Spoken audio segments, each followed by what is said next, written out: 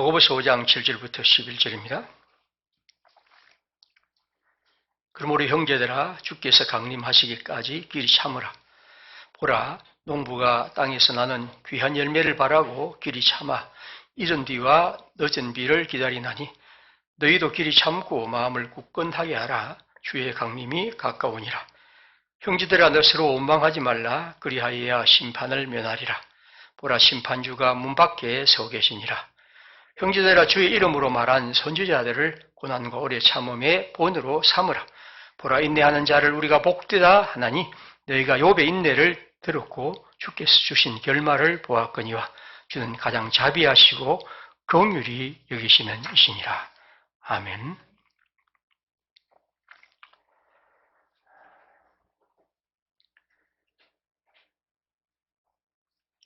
오늘 이 본문에서 우리의 눈길을 사로잡는 말은 두 가지입니다. 하나는 강림이란 말과 또 하나는 길이 참으라는 말입니다.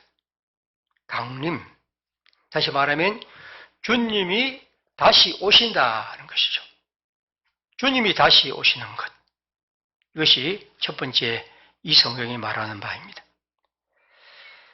주님이 다시 오신다는 것은 신약시대 혹은 또 구약시대의 성도들은 예수 그리스도가 이 땅에 우리의 구세주로 메시아로 오신다는 것을 기다리는 이 절기였죠.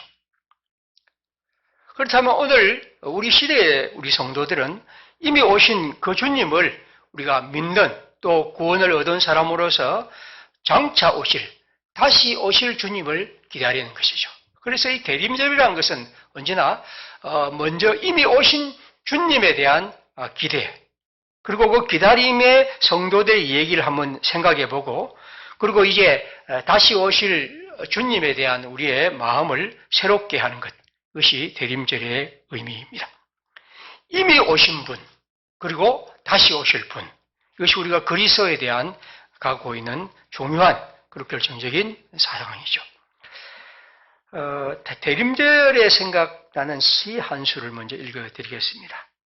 이혜인 씨의 다시 대림절에란 시인데요. 한번 읽어드리죠.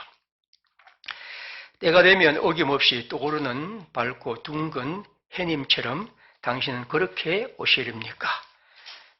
기다림밖에 가진 것이 없는 가난한 이들의 마음에 당신은 조용히 사랑의 태양으로 뜨시렵니까? 기다릴 줄 몰라 기쁨을 잃어버렸던 우리의 어리석음을 뉘우치며 이제 우리는 기다림의 은혜를 새롭게 고마워합니다. 기다림은 곧 기도의 시작임을 다시 배웁니다. 마음이 답답한 이들에겐 문이 되어주시고 목마른 이들에겐 구원의 샘이 되시는 주님, 절망하는 이들에겐 희망으로, 슬퍼하는 이들에겐 기쁨으로 오십시오. 앓는 이들에게는 치유자로, 갇힌 이들에겐 해방자로 오십시오. 이제 우리의 기다림은 잘 익은 포도주의 향기를 내고 목과 낙기의 소리를 냅니다. 어서 오십시오, 주님. 우리는 아직 온전히 마음을 비우지는 못했으나 교묘한 갈망의 기다림 끝에 꼭 당신을 뵙게 해 주십시오. 우리의 첫 기다림이며 또한 마지막 기다림이신 주님, 어서 오십시오. 촛불을 켜는 설레임으로 당신을 부르는 우리 마음엔 당신을 사랑하는 데서 비롯된 환한 기쁨이 피어오릅니다. 때로는 여러분 시들을 한번 읽으시면 좋습니다. 시란 것은 이 팍팍한 세상에서 우리의 삶을 굉장히 포근하게 그리고 넉넉하게 그리고 우리의 삶을 또 한 단계 다른 차원에서 볼 수 있게 하는 그런 것이죠.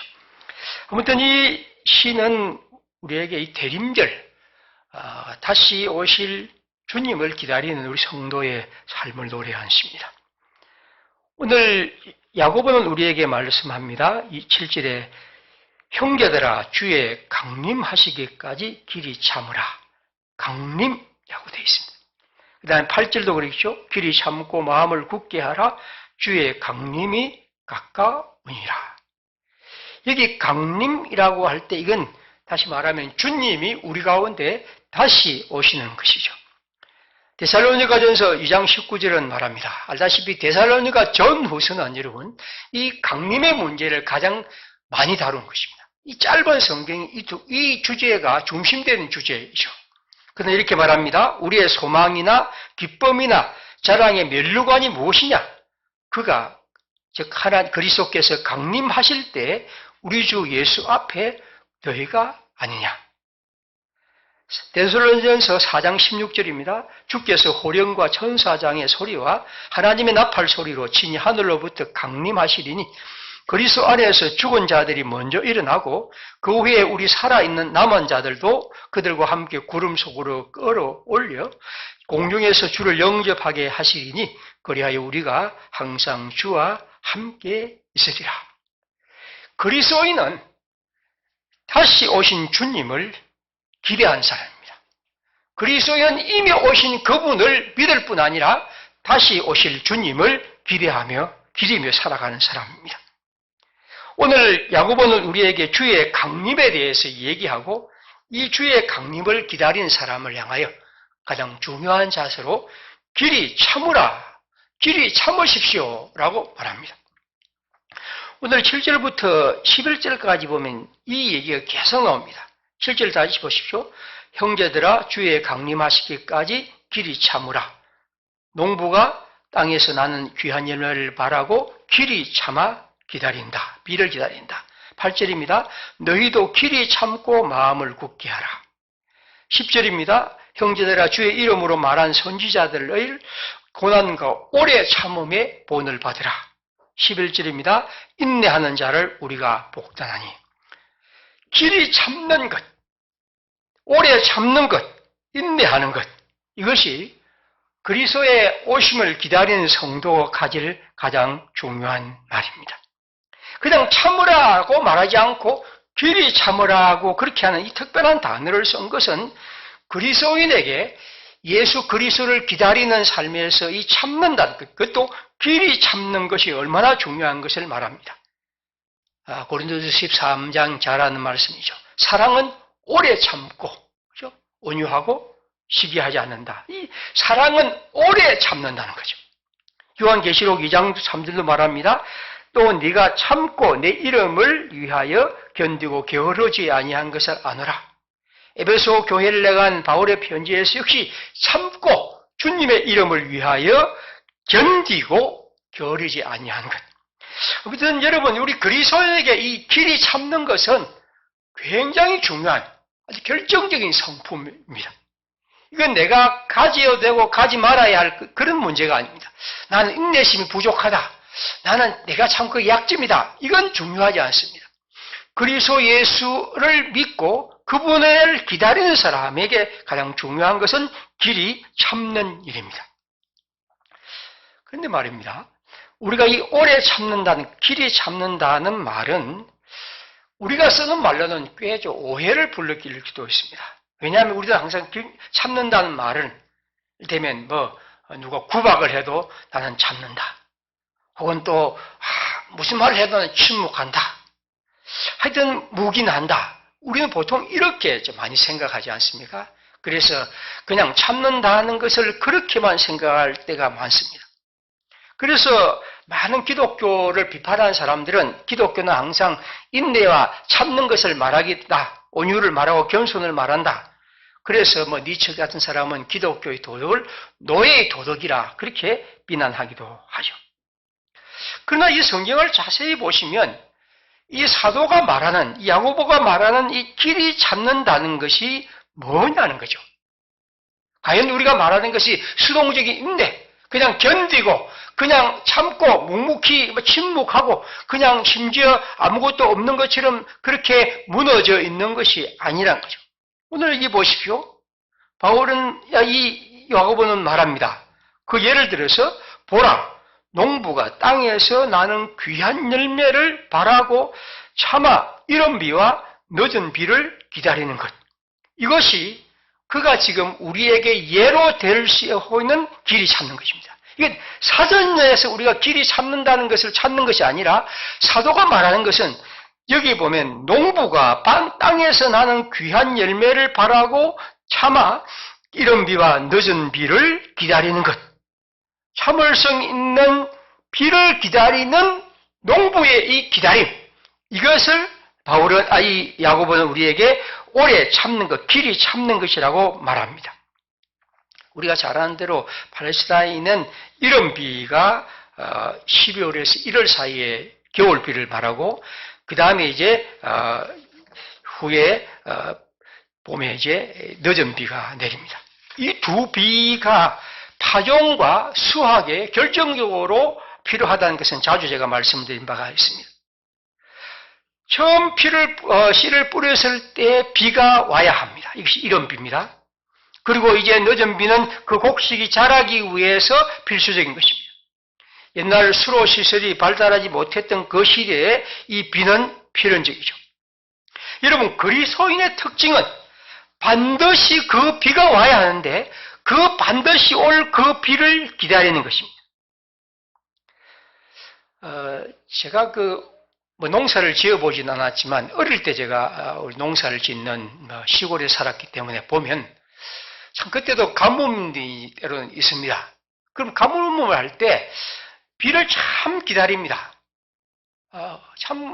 그때 제가 기억할 때 보면 거의 비가 전혀 안 와서 땅이 팍팍 말라갔을 때를 우리가 지금 기억하죠. 근데 도시 사람들은 그걸 그냥 일기예보를 통해서는 알지만 실제로 농촌에는 그건 실제적인 거죠. 근데 제가 볼 때 참 고통스러운 그런 때를 제가 지금도 한 번씩 기억이 되는데, 그러면 여러분, 이 사람들이 비가 반드시 와야 농사가 됩니다. 비가 안 오면 농사도 안 됩니다. 그래서 반드시 와야 하는데, 그럼 비가 안 온다고 해서 이분들이 가만히 있을까? 제 기억으로는 그렇지 않습니다. 제일 처음에는 그냥 수로를 파기도 하고 없는 물을 어디서 계속해서 데워오기도 하고, 심지어 다른 데서 물을 길어와서 붓기도 하고, 하여튼 할 수 있는 모든 노력을 다합니다. 그런 가운데 비가 와서 그 농사를 시켜야죠. 여러분, 여기에서 이 사람들에게 늦은 비와 이른 비는 반드시 와야 될 비입니다. 그리고 꼭 옵니다. 하지만 그 비를 그냥 기다리지 않고, 물론 화를 내고 하늘을 향해 불평하지만 그 비를 위해서 그들이 할 수 있는 모든 것들을 다 합니다. 오늘 우리에게 그리스도인이란 것은 바로 이런 믿음으로, 끈질긴 기다림으로 자신을 풍성하게 하는 것이 바로 그리스도인입니다. 그래서 여기서 크게 오래 기다리라고 할 때 길이 참으라는 첫 번째 의미는 끝까지 견디며 살아가라는 것이죠. 이것이 첫 번째 의미입니다. 그래서 그것을 위해서 이 성경은 이 농부의 얘기를 합니다. 우리가 성경을 그냥 복잡하게 할 것 없이 이 길이 참는다는 얘기의 설명을 또한 이 성경은 아주 친절하게 합니다. 그 다음 뭐라고 했습니까? 10절에 두 번째 예를 듭니다. 뭡니까? 형제들아, 주의 이름으로 말한 선지자들을 고난과 오래 참음의 본을 삼으라. 그렇죠? 첫 번째는 농부의 얘기를 한다면, 두 번째는 예언자, 우리 앞서간 하나님의 말씀을 전한 예언자들의 얘기를 통해서 그 사람들이 어떻게 길이 참았는지, 하나님을 기다리며 길이 참았는지를 설명하고 있습니다. 주님의 이름으로 말하는 선지자들이 어떻게 고난을 당하며 말씀을 전했는지를. 여기 보십시오. 주의 이름으로 말한 선지자라는 말은 뭐냐면, 주님의 이름 안에서 이 선지자들이 말했는데 그들이 어떻게 하나님의 말씀을 전파하며 살아갔느냐 하는 것을 생각하는 거죠. 그리고 그것을 뭐라고 했냐면 오래 참음 앞에 고난과 오래 참음이라고 했습니다. 그럼 이 오래 참음은 고난 연결된다는 거죠. 특별히 예언자들의 삶을 보면 그들이 하나님의 말씀을 전파하고 그 말씀을 사람들에게 알려주기 위해서 얼마나 오래 참으며 고난받음이 오래 참았다는 것을 우리에게 말씀하고 있습니다. 예언자들은 하나님의 말씀을 전합니다. 하나님 말씀을 이렇게 전하면 이런 일이 있을 것이다. 여러분이 하나님 말씀을 이렇게 지키지 않으므로 하나님이 이러한 심판을 낼 것이다. 그러므로 하나님이 여러분에게 원하신 것은 무엇이다. 그리고 그렇게 할 때 하나님이 우리 가운데 어떻게 임하실 것이다.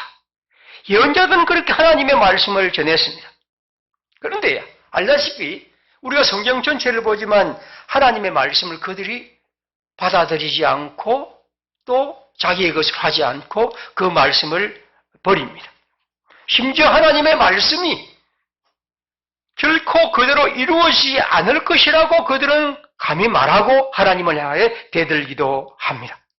그래서 그들은 이 말씀을 전한 선지자들은 오래 참으면서 고난에 오래 참음을 받았죠. 한 번씩 인용하는 예레미야 5장 1절 보십시오. 너희는 예루살렘 거리로 달리며 그 넓은 거리에서 찾아보고 알라. 너희가 만일 정의를 행하며 진리를 구하는 자를 한 사람이라도 찾으면 내가 이 성읍을 용서하리라. 그렇게 예언자가 말했지만 그 많은 사람이 다니는 예루살렘 거리에 하나님의 말씀을 예언자의 말로 알아듣고 하나님 말씀을 알아듣고 그 말씀을 지키는 사람이 없었다는 거죠. 25장 3절입니다. 유다왕 아몬의 아들 요시야의 왕 13째 해부터 오늘까지 23년 동안 여호와의 말씀이 내게 임하기로 내가 너희에게 꾸준히 일렀으나 너희가 순종하지 아니하였느니라. 그러므로 여호와께서 그의 종 선지자를 너희에게 끊임없이 보내셨으나 너희가 순종하지 아니하였으며 귀를 기울여 듣지도 아니하였다. 예언자 예레미야는 지금 중간결석을 합니다. 23년 동안 내가 하나님의 말씀을 전했지만 여러분들은 그 말씀을 순종하지 않았다는 것입니다. 그러면 예언자는 어떻게 했습니까? 그 속에서 고난받으며 오래 참으며 끝까지 하나님의 말씀을 전했습니다. 분명히 이것은 이루어져야 할 하나님의 말씀인데 그 말씀이 이루어지지 않는 현실 앞에서 고통하며 아파하며 그러나 결코 포기하지 않고 오래 참으며 그 말씀을 전하며 평생을 살아갔습니다. 우리 앞서 간 예언자들은 다 그런 사람이었고 오늘 소개하는 예레미야는 더욱더욱 그런 사람이었습니다. 그들은 하나님의 말씀을 전하면서 그 말씀이 반드시 이루어질 것을 믿으면서도 그러나 아직 이루어지지 않는 현실 앞에서 그 말씀이 버려지는 그 앞에서도 결코 포기하지 않고 오래 참으며 그 말씀을 전하며 살아갔던 것입니다. 분명 하나님의 말씀은 능력과 권능과 약속임에 반드시 이루어진다. 하지만 그 약속이 이루어지지 않는 것을 보면서도 그러나 그들은 반드시 다시 분명히 이루어질 것을 믿고 주 앞에서 이 말씀을 오래 참으며 고난 속에서 그 말씀을 전하며 살아갔습니다. 이것이 누굽니까? 바로 그리스도인, 하나님을 기다리며 주의 오심을 기다리는 성도가 가져야 할 삶입니다.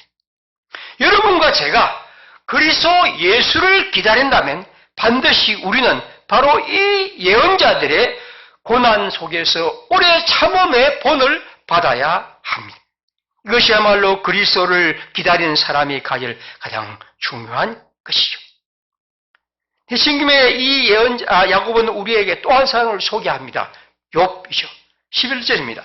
보라, 인내하는 자를 우리가 복되다 하나니 너희가 욥의 인내를 들었고 주께서 주신 결말을 보았거니와 주는 가장 자비하시고 긍휼히 여기시는 자라.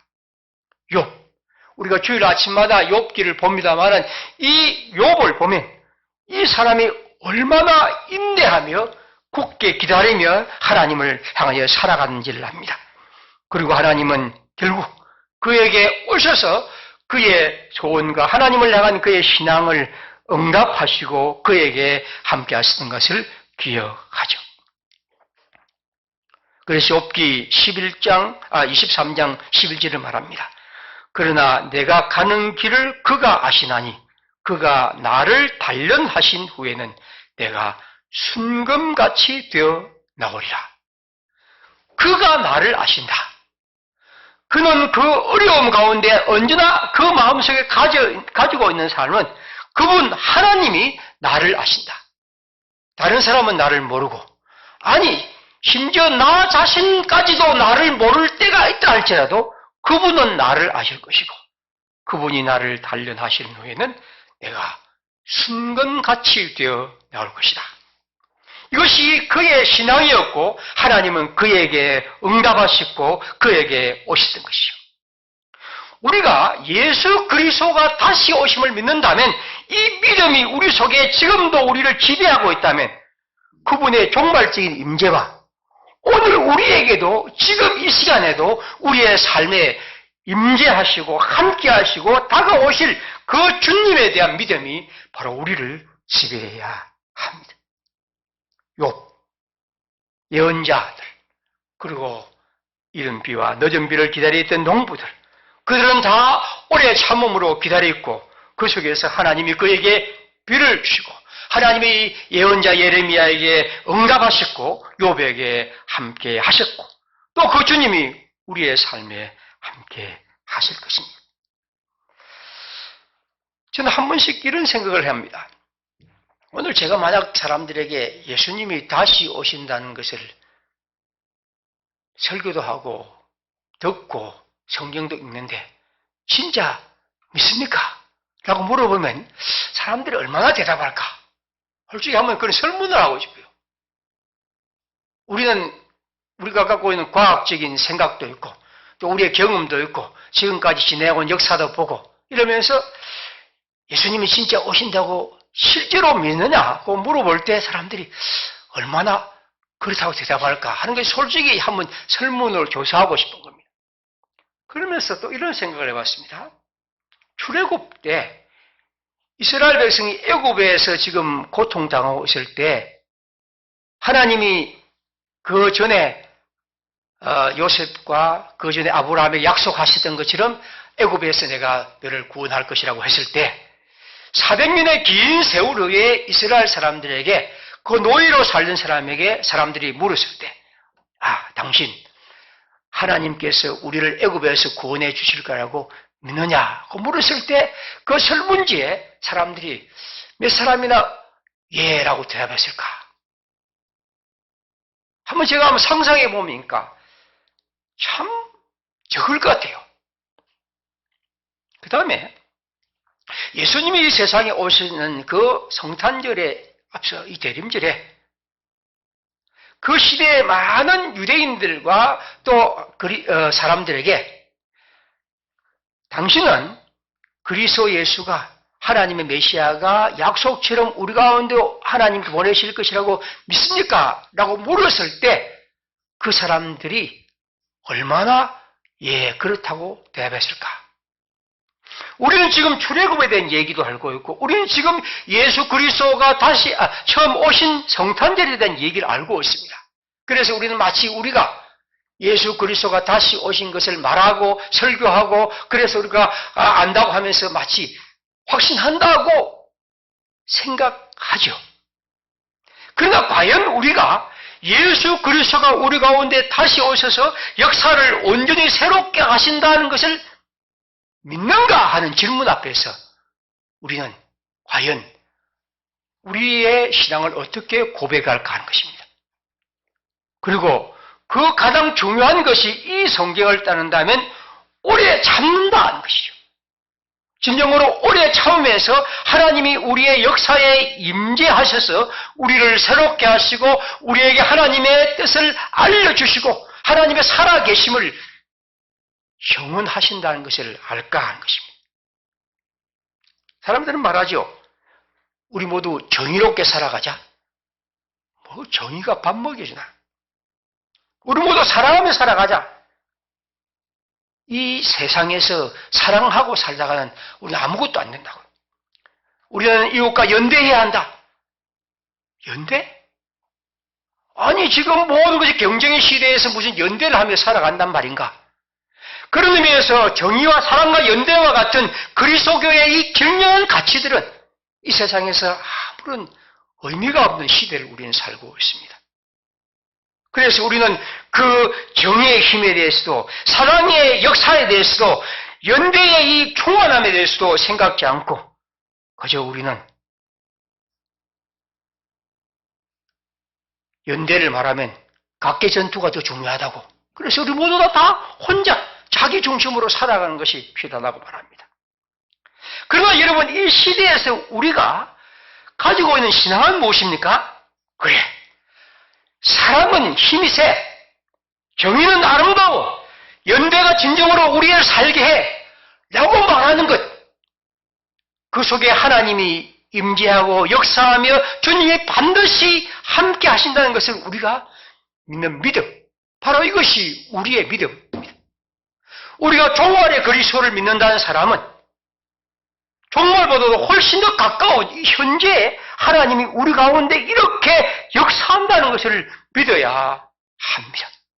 그 믿음이 확대되고 그 믿음이 충만하고 그 믿음이 우리의 삶을 진정으로 새롭게 할 때 우리는 종말의 주님에 대해서도 믿을 수 있지.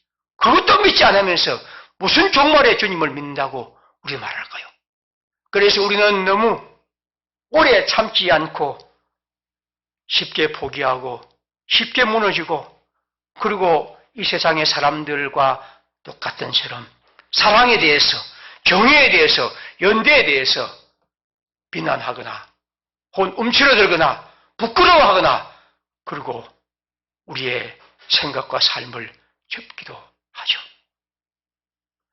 그리고 우리는 우리 시대를 보면서 정의와 사랑과 연대에 대해서 아무 생각 없이 오히려 그것을 무시하고 살아가는 사람들의 삶이 훨씬 더 잘 되는 걸 보며 우리는 우리 자신이 절망하고 오래 참는다는 것이 무엇인지에 대해서들은 잊고 살 때가 있습니다. 사랑하는 여러분, 우리가 진정으로 예수 그리스도의 종말적인 오심을 기다린다면 오늘 이 시대에서 하나님이 우리를 향한 이 말씀, 오래 참, 이 말씀을 우리의 신앙의 가장 중요한 것으로 생각하며 살아가야 합니다.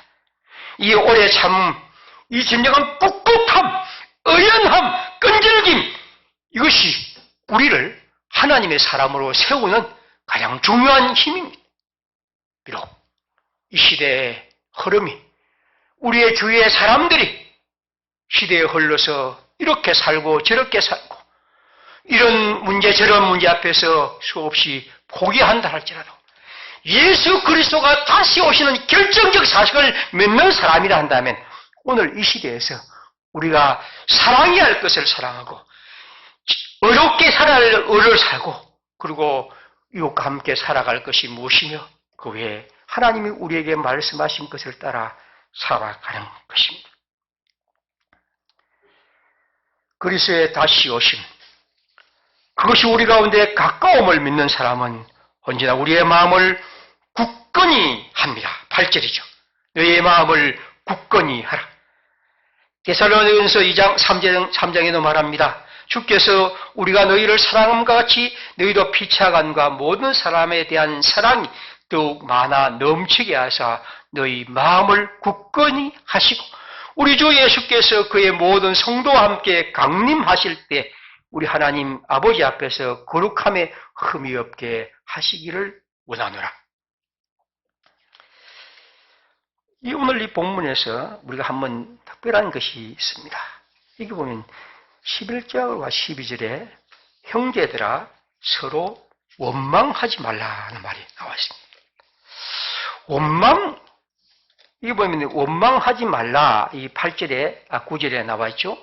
그럼 이 9절에 원망한다고 할 때, 저는 이 하나님의 그 오심을 기다리는데 왜 원망이 갑자기 가운데 들어있을까 하는 것입니다. 제가 이게 성경을 읽으면서 굉장히 많이 왜 이 가운데 이렇게 이 말이 들어있을까 하는 거죠. 왜 이 경고가 등장할까? 그리고 이걸 조금 더 확대해서 5장 1절부터 16절까지와 연결해서 보면 이렇습니다. 5장 1절부터 6절에 보면 부자들에 대한 경고입니다. 주님의 종말의 날에 너희들이 너희 자신만을 위해서 살찌게 하고, 그리고 재물을 쌓고 혼자 먹고 혼자 즐기고 살아갔던 강력한 부자에 대한 심판 선언이 있습니다. 이런 선언은 굉장히 무서운 선언입니다. 근데 사람들은 이 선언을 전혀 무섭지 않게 보죠. 그런데 이건 굉장히 무서운 선언입니다. 그러면서 이제 부자들에 대한 경고를 한 다음에 오늘 이 성경이 나옵니다. 그렇다면 이 기자는 원망이 뭘까 하는 것이죠. 여기 형제들은 아마 앞에 있는 성경과 볼 때는 좀 그런 부자들과 달리 살아가는, 때로는 가난한 그런 사람일 수도 볼 수 있습니다. 여러분, 삶이 가난하면 참 모든 것이 어렵죠. 불평도 생기고, 조그만 일에 기분이 나빠지고, 그렇지 않습니까? 그렇죠. 보통 우리가 다 어릴지, 저도 어릴 때 아주 방 두 칸에 겨우, 8식구, 7식구 이렇게 사는데, 여러분, 지금 코딱지만한 집에 살면요, 사람이 그냥 가끔 부딪히고 그냥 그렇습니다. 근데 자기 방에 아이들이 하나 탁탁 있고 그러면 별로 그런 일이 없죠. 사람들이 좀 마음도 넓어지고 그렇습니다. 그래서 여러분이 죽어라는 것은 굉장히 중요합니다. 사람이 살아가는데. 그래서 저는 이 정부가 이 문제를 이렇게 무지막지하게 그렇게 어지러 놓은 것에 대해서 굉장히 큰 잘못이라고 보고, 이게 참 저는 생각할 때 이건 반드시 고쳐야 할 문제라고 그렇게 생각합니다. 여러분, 그런 가운데서 우리가 꿈을 키우기도 어렵고 사람이 어렵습니다. 그럼 보십시오. 원망은 왜 생깁니까? 바로 그런 우리의 삶이 팍팍해지고 어렵고 힘들어질 때 다른 사람을 생각할 여유가 없어지죠. 다른 것에 대해서 마음을 기울일 것이 없어집니다. 심지어 우리는 가까운 형제들을 탓하게 되고, 우리의 남편과 아내, 또 자식들과 간에 그런 어려움도 생기고, 교회도 그렇게 되죠. 내 탓이 네 탓이 되고, 내 탓도 네 탓이 되고, 역경을 당하면 누구나 불평하며 원망합니다. 자, 보십시오. 야고보는 왜 여기 원망하지 말라고 했을까 하는 것입니다.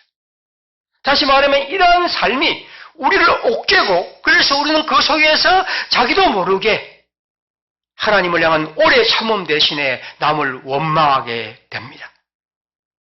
오늘 우리가 코로나19가 우리를 그렇게 계속해서 만들고 있죠. 그래서 우리는 어떤 의미에서 우리의 삶이 그렇게 서로 사람을 대하게 됩니다. 오늘 성경은 우리에게 말합니다. 하나님의 오심을 기다리는 사람들은 그런 형편과 어려움 속에서 원망하지 말고 함께 살아가는 거죠. 격려하고 힘 돋우고, 그래서 예수 우리 주님이 우리의 역사를 새롭게 하시기를 믿는다면, 우리 하나님이 오늘 우리의 삶에 반드시 임할 것을 믿는다면, 우리는 언제나 그렇게 하나님의 사람으로 살아가기 위해 특별히 우리 속에 싹 트는 이 원망의 씨앗들을 벗어버리고 주의 사람으로 더 복되게 살아가는 것이죠. 요한계시록 21장, 22장은 이렇게 말합니다. 불의를 행하는 자는 그대로 불의를 행하고 더러운 자는 그대로 더럽고, 그러나 여러분, 그렇게 살아가는 사람이 있는 것이고, 그러나 우리는 의로운 사람은 그대로 의를 행하고 거룩한 자는 그대로 거룩하게 살아가는 것. 이것이 우리의 삶입니다. 오늘 대림절을 맞이하여 우리는 다시 한번 주님을 기다리는 삶, 종말적으로 오신 주님과 오늘 그 주님을 믿는 사람들은 우리 시대에 주께서 주님의 백성들 가운데, 하나님의 사람들 가운데 하나님의 뜻을 실천하며 살아가는 사람들에게 임할 것을 믿습니다. 그걸 위해 우리는 무엇보다도 길이 참으며 주의 백성으로 살아갑니다. 어떤 의미에서 오늘 우리 시대는 변신과 변절의 규제들로 가득합니다. 처세술의 달인들로 가득한 시대입니다. 너무나 쉽게 자신의 의지와 신념을 꺾고 심지어 신앙까지도 우리는 우리 갖고 있는 이해관계에 따라서 없애기도 하죠. 그러나 오늘 성경은 말합니다. 그리스도인의 신앙의 가장 중요한 성품은 바로 길이 참는 것입니다. 우리는 눈에 보이는 세계 넘어서 실제하는 세계를 봅니다. 이건 세상 사람들이 볼 수 없는 세계입니다. 우리의 눈에 보이는 세계만이 있지만, 그러나 이 눈에 보이는 세계를 넘어서서 그 새로운 세계가 실제하다고 믿는 사람들입니다. 그런 실제하는 세계를 믿는 사람들은 그 실제하는 세계와 관계 속에서 현재를 살아가는 사람입니다. 그렇다면 우리는 바로 우리가 지금 겪는 모든 상황 속에서도 항상 그리스도를 믿는 믿음 안에서 길이 참겨 살아갑니다.